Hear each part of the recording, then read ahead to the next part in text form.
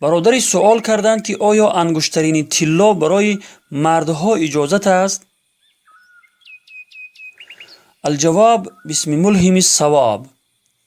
انگشترین طلا و یا گردنبند طلا، ساعت طلایی و غیره برای مردهای مسلمان حرام است و به هیچ رو اجازت نیست. امام بخاری رحمه الله از حضرت براء ابن عازب صحابی جلیل القدر رضی الله عنه روایت میکند که فرمودند پیامبر خدا صلی الله علیه و سلم ما را از 7 چیز منع فرمودند. در این حدیث حضرت براء ابن عازب 7 چیز را یک به یک بیان فرمودند که یکی از آن 7 چیز به دست کردن انگشتر طلا است.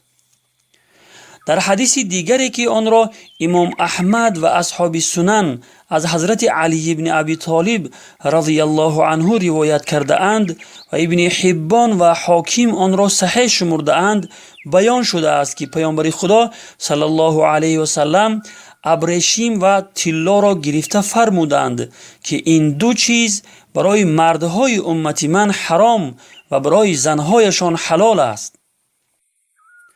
در این بابت حدیث های بیشمار روایت شده است، ولی برای طالب حق این 2 حدیث کفایت می کند.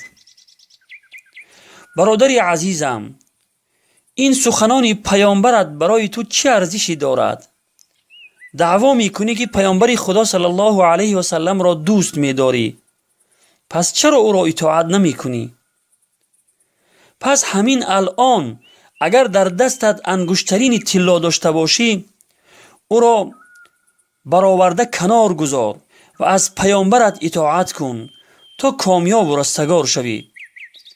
عذاب سرپیچی از دستورات پیامبر خدا صلی الله علیه و سلم را که خوب میدانی که چه عاقبت‌های خطرناکی دارد. والسلام علی من اتبع الهدى. دارم گناهی به عدد، یا رب مرا رسوا مکن. از لطف تو خواهم مدد، یا رب مرا رسوا مکن. ای خالقی ارض و سما، ای مشفقی شاه و گدا.